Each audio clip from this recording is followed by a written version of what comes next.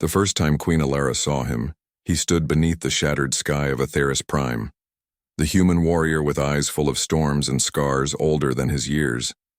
His name was Cale Rowan, and though his armor was broken, his spirit burned like the sun. The alien soldiers who surrounded him whispered that he was the last of his kind on that battlefield, a relic of a dying race that refused to bow. To Alara, ruler of the Seraphine Empire, Cale was supposed to be a prisoner.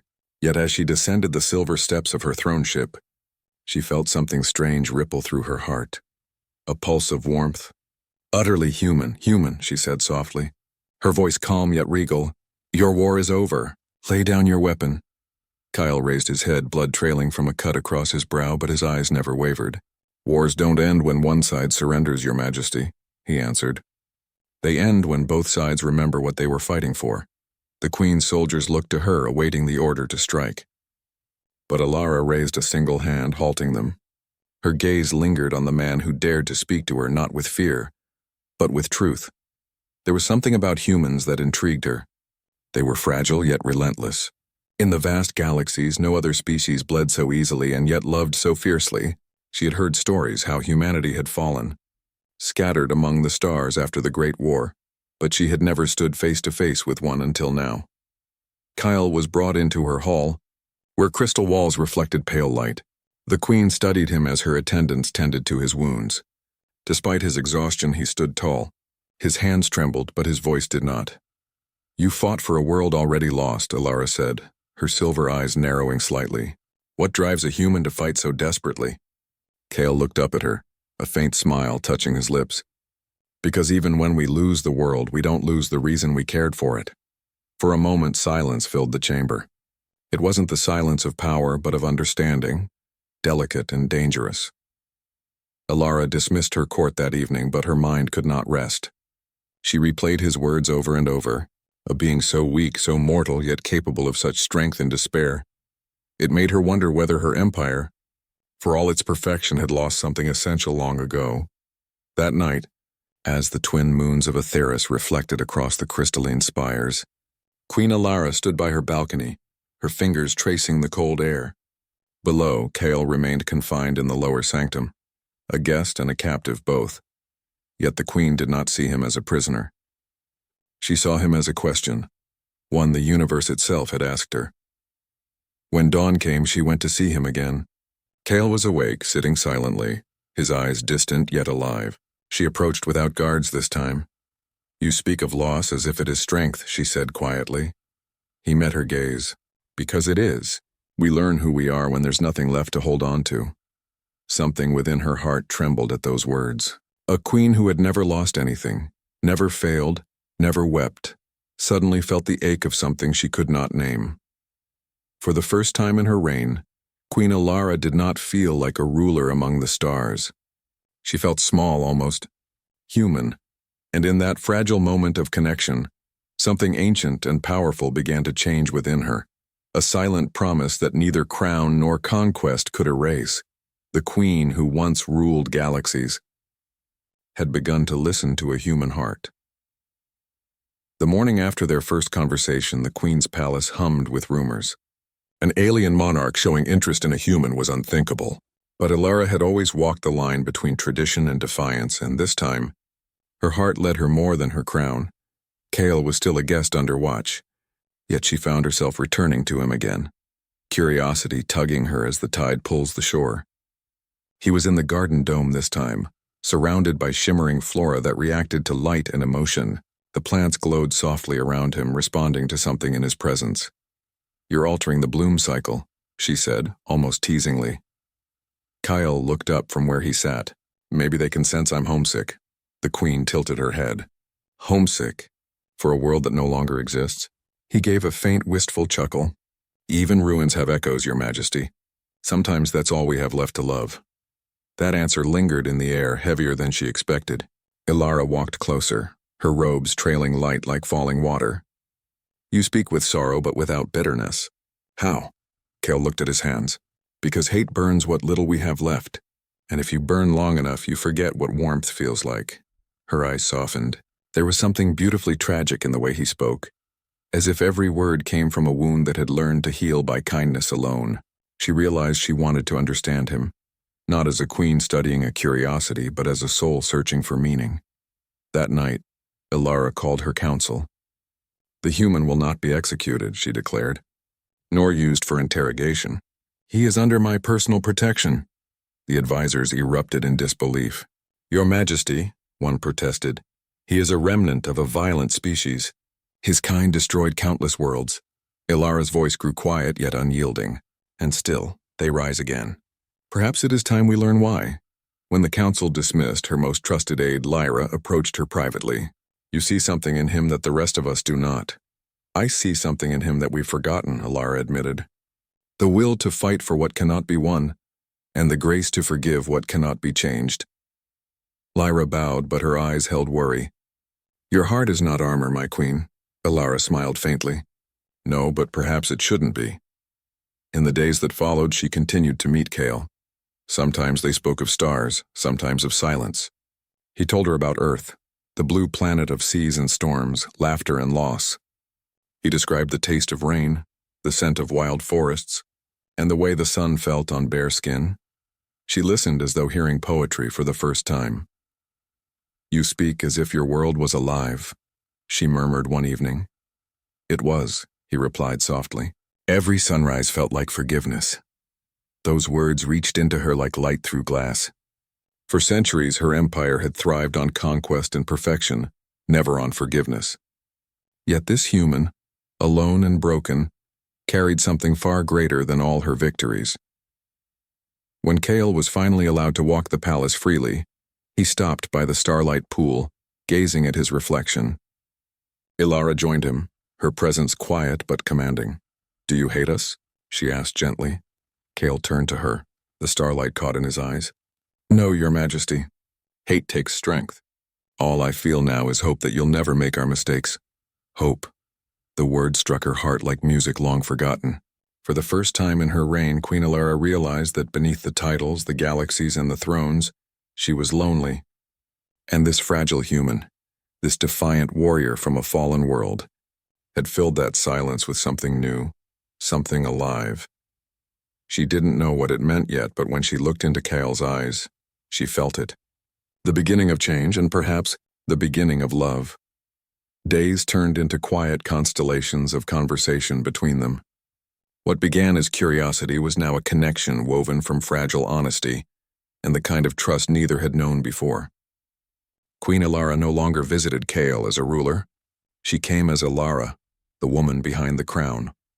One afternoon she found him in the observatory dome where transparent walls revealed a breathtaking view of the stars. Cale stood there, his hands clasped behind his back, gazing at the streaks of light from distant nebulas. "They look different from here," he said softly. Ilara joined him, her presence gentle as moonlight. "Different? On Earth," he said, "we used to look at them and wonder if someone was watching back. We hoped whoever they were, they'd be kinder than we were to ourselves." The Queen's gaze lingered on his face illuminated by the stars. "And now that you've met us?" she asked quietly. Cale smiled faintly. "You're not what I imagined. You're better in ways that frighten me." She tilted her head, intrigued. "Frighten you?"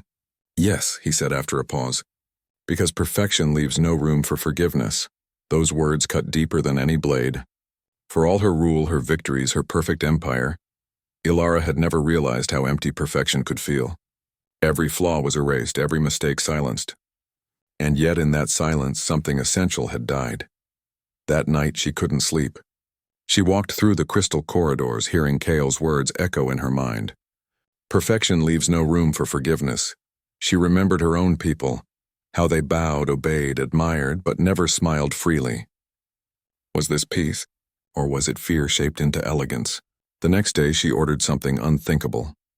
Cale was to attend the Unity Assembly, a ceremonial council where the rulers of multiple star systems gathered. It would be the first time a human stood among them since the Great War. When Cale entered the Grand Hall, the reaction was instant. Shock, murmurs, the faint hiss of disapproval. The alien nobles whispered in disbelief, but Ilara remained composed, her expression unreadable. "Esteemed delegates," she began, her voice echoing through the silver amphitheater. We gather today not only to rule but to remember. For too long, our peace has been built on silence. Today I bring a voice that was almost lost to history, the voice of humanity. Cale stepped forward. The room held its breath. He didn't speak like a diplomat. He spoke like a man who had lost everything but still carried hope in his bones. I came from a world that destroyed itself trying to be powerful, he said. We believed strength meant control. We thought emotion made us weak. But when the end came, it wasn't our weapons that failed us, it was our hearts. He paused, looking around the hall, his voice trembling but true. You've built a paradise here. But if you've forgotten compassion, then it's only a quieter kind of ruin. Silence fell heavy. The nobles exchanged glances, unsure how to respond. But Alara's chest ached with pride and sorrow. Every word he spoke was a mirror to her soul. When the assembly ended, the queen found him standing alone by the starlight terrace. His hands were shaking slightly. You spoke as if you were still fighting, she said gently. Kyle turned, exhaustion in his smile. Maybe I am, just not with weapons anymore. She stepped closer, close enough to feel the warmth of his breath. You've changed how they see us, Cale. How I see us. He looked into her eyes, seeing the loneliness she had hidden beneath her crown. Maybe that's what humans do best, he whispered. We remind people how to feel again. Her gaze trembled. No words came, only a silence filled with something sacred, something fragile. And for the first time in centuries, the queen of the Seraphine Empire wept, not for loss, but for the beauty of what had been found. A single tear fell upon the starlit floor, glowing softly as it touched the crystal. It was said that when her people saw that tear, they began to whisper a legend of a queen who learned humanity from the last human alive. But Alara knew the truth. She hadn't taught him mercy. He had given her heart back its voice. In the weeks that followed the assembly, something began to shift across the Seraphine Empire. The whispers of scandal turned into murmurs of awe. A human, once considered a relic of destruction, had spoken words that pierced even the coldest hearts. Cale's presence, though still viewed with suspicion, became a quiet symbol of reflection among Alara's people. Yet power breeds unease.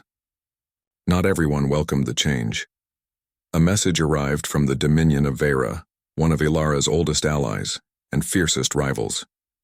It was an ultimatum cloaked in diplomacy. Remove the human. His influence is a contagion.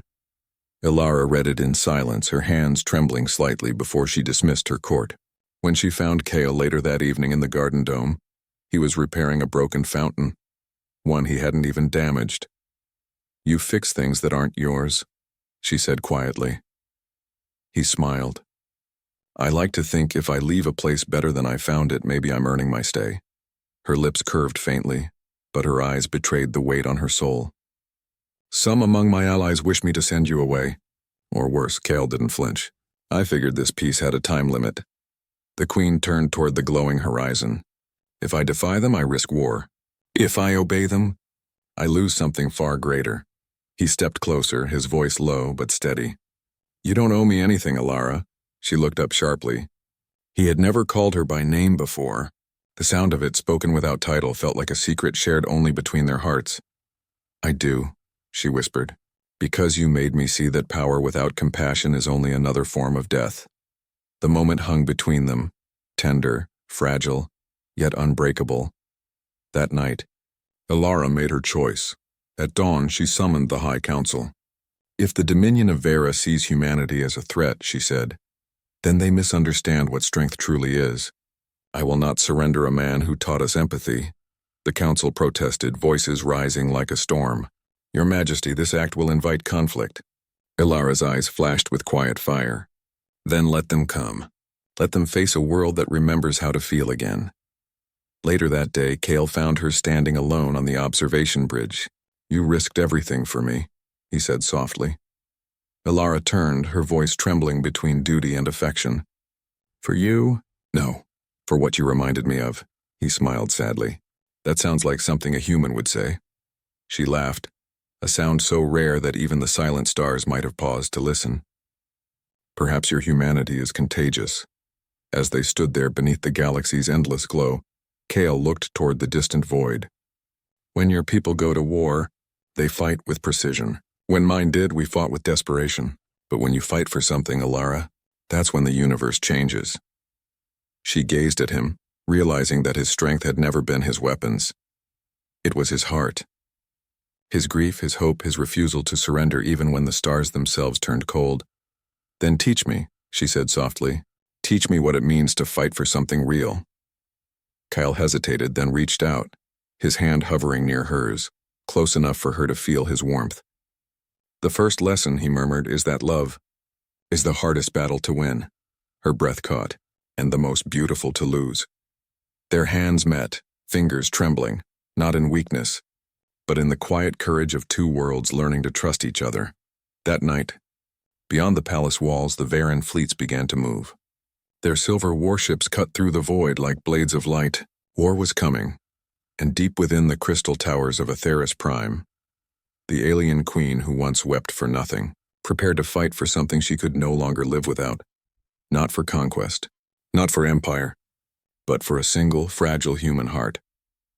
The first warning came as a crimson flare through the upper atmosphere. The Varan fleets had arrived. The sky over Atheris Prime blazed with the metallic reflection of warships descending in formation, a silent promise of destruction. Queen Alara stood upon the command terrace, her royal armor shimmering like liquid starlight. Yet behind that brilliance was a heart that trembled, not from fear but from the knowledge of what was about to be lost. Kale stood beside her, wearing only a light exosuit offered by her guards. His human hands rested on the rail, his eyes scanning the horizon. They're coming fast, he said quietly. You still have time to run. Alara turned sharply toward him. A queen does not run from her people. Kale's voice was calm, almost too calm. And a soldier doesn't stand still when he can save the one person who still believes in him. The queen's lips parted, but no sound came. For a heartbeat, they simply stared at each other. Two souls from different worlds bound by the same pulse of defiance. Moments later, the palace shook as the first barrage struck the defense shield. Alarms echoed across the crystal spires and soldiers rushed to their stations. Through the chaos, Alara's voice rang clear. Activate the Skyveil. Evacuate the lower districts, every civilian, every child. Cal watched her command her people with grace even in chaos. There was no hesitation, no fear, only determination born from love. It reminded him of Earth, of the few who had stood their ground when everything else had fallen. When the council begged her to retreat to safety, Alara refused. If I lead from behind, she said, then I lead no one. Kale followed her to the war chamber where glowing holograms of starships and battle routes lit the air. You've got superior firepower, he said, analyzing the map. But they're not trying to win a war. They're trying to make a point. They'll aim for you. Then they'll find me waiting, she replied, her tone calm as winter. He turned to her, desperation flickering in his eyes. Alara, you don't have to prove anything. She met his gaze, voice trembling just enough to reveal the truth beneath the crown. I'm not proving anything, Kale. I'm protecting everything that finally feels alive again. Then, without warning, the chamber lights dimmed. A direct hit had breached the outer defense field. The sound of destruction rolled through the palace like thunder. Kale grabbed Alara's arm and pulled her behind a collapsing column as shards of crystal rained down around them. For a moment, time froze. Dust, fire, silence. And then, her hand found his. Alara looked up, her silver eyes meeting his brown ones through the haze. If this is the end, she whispered, then I'm glad it found me with you. Kale's throat tightened. It's not the end.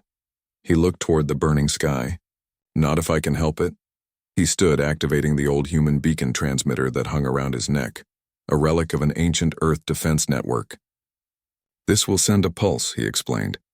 It'll blind their scanners for a few minutes. Enough time for you to strike back. Alara's hand trembled as she reached for him. But it will burn out your neural link, your memories. He smiled faintly. Memories are meant to be lived, not stored.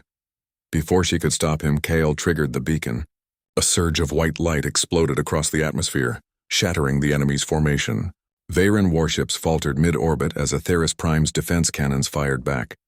Guided by Alara's unyielding will, through the chaos, Kale collapsed to his knees, smoke rising from his armor, eyes dazed but still focused on her. Alara rushed to his side, cradling him against her chest. Kale, stay with me. His voice came weak but steady. Told you.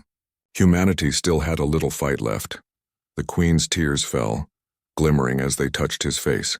Around them, the roar of victory began to rise, the Varen fleet retreating into the void. But Elara didn't hear the triumph. She only heard his shallow breaths, felt his weakening pulse. She pressed her forehead to his. You're not leaving me, Kale. He smiled faintly. Wasn't planning to, just resting my eyes. And then the human warrior, the last echo of a fallen world, closed them, drifting into silence as the stars above wept light across the sky. Queen Elara held him close, her tears falling freely, shining brighter than the fire that had tried to take her world. She had won the battle, but the cost was everything her heart could hold. The war ended with the silence of ashes. The Varen fleet retreated beyond the star line, leaving the skies of Atheris Prime scarred yet victorious. But within the Queen's palace, victory tasted like grief. Kale lay in the sanctum of healing light, his body pale, his breath shallow. The human beacon had saved her world, but it had burned through his neural core, unraveling pieces of his memory, pieces of himself. Elara sat beside him, her regal robes gone, replaced by a simple white mantle. Her crown lay abandoned on the floor. Every few hours she spoke softly to him, hoping her voice would reach the fragments of his consciousness still fighting in the dark. Kyle, she whispered, her hand on his. You said once that humans learn who they are when they've lost everything. But I've lost you, and I don't know who I am anymore. The healers worked day and night, weaving biolight and resonance energy through his veins, but no medicine could restore what he had given. Still, the Queen refused to leave his side. Every dawn, she told him stories of his bravery, of the words that changed her empire, of the first time she saw him standing under the shattered sky. The palace servants would sometimes pause outside the chamber, listening to their queen speak with such tenderness that even the walls seemed to weep. Weeks passed. The galaxy celebrated peace, but within Elara's heart the world stood still. Her council urged her to resume her rule. They spoke of rebuilding, of treaties, of progress, but her gaze drifted always back to the silent figure lying beneath the silver light.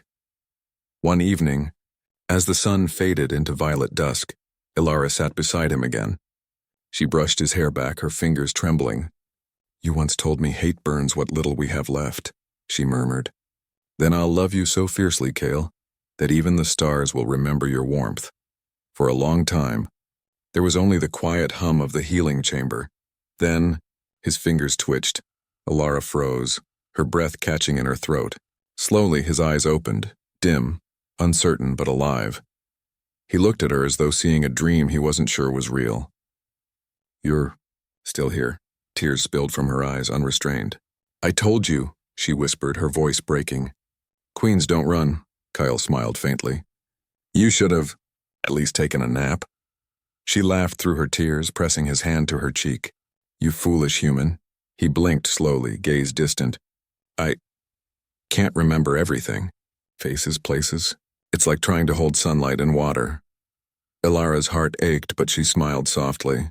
Then we'll build new memories. I'll tell you our story every day until you remember it with your heart. Kyle looked up at her, eyes full of fragile warmth. Then tell me the beginning, he murmured. Tell me when the Queen first met the human. And so she did. She told him of the battlefield, of the broken sky, of the defiant man who refused to surrender.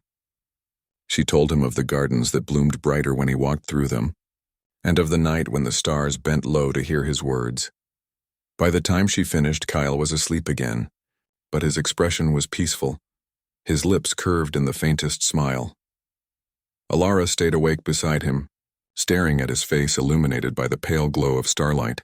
Her people would rebuild, her empire would heal, but she knew the universe had changed forever the day one fragile human taught her the meaning of compassion.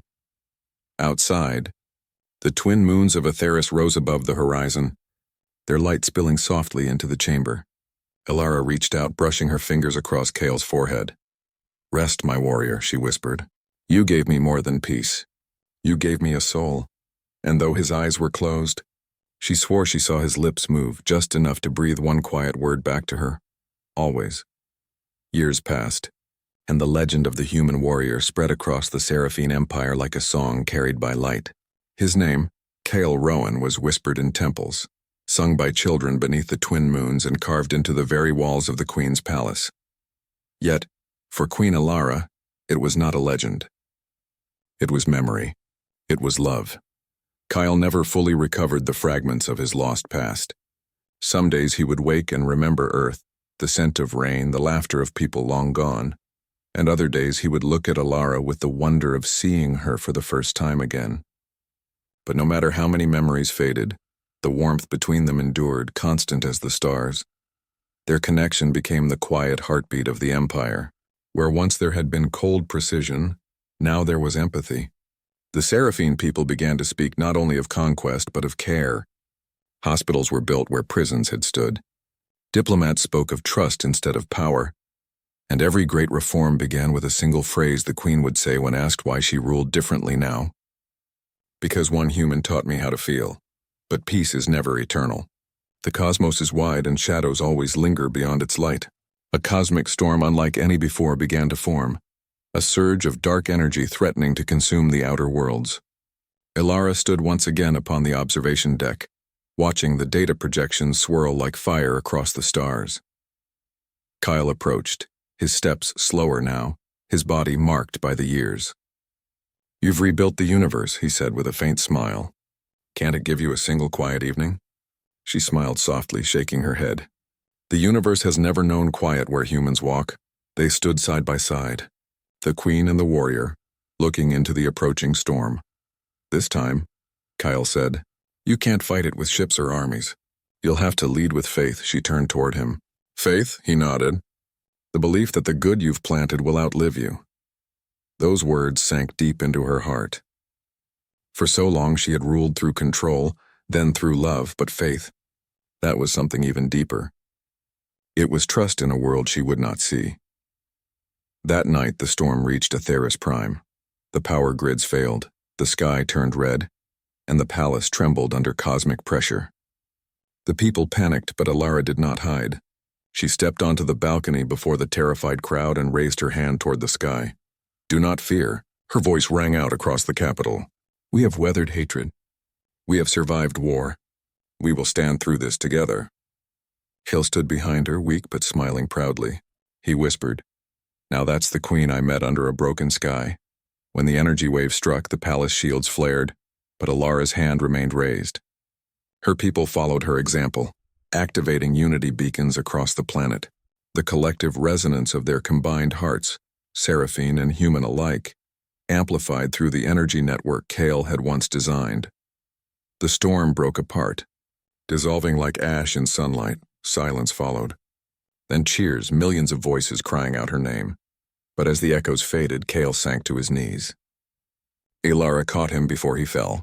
His eyes were calm, his breathing shallow. "Seems," he whispered, "humans were always good at making messes, and fixing them right after." Her tears fell, warm against his cheek. "Don't speak like it's goodbye." He smiled faintly. "It's not. You'll carry me in every heart you've healed." And then with a final breath, Cale's hand relaxed in hers. His pulse faded, but his expression was serene, his lips still curved in peace. Alara held him close, her tears falling silently. Around them, the first dawn broke after the storm, painting the skies gold. When the light touched his face, she whispered, "You came from a world that fell, but you taught mine to rise." From that day forward, she wore no crown. Instead, she carried a simple pendant, a small silver star forged from the metal of his beacon. It rested close to her heart, pulsing faintly like a heartbeat in memory. And whenever her people asked what guided her rule, she would touch that pendant and answer softly, "A human once gave me his courage, and I will spend the rest of my life earning it." As the centuries turned and the stars themselves shifted, tales of the alien queen who loved a human warrior became the oldest song in the universe. One not of conquest or despair, but of hope reborn between two hearts that refused to be divided by the stars. For even across galaxies, love had left its mark, and in the quiet light of eternity, an alien queen still wept for a human, not from sorrow but from gratitude.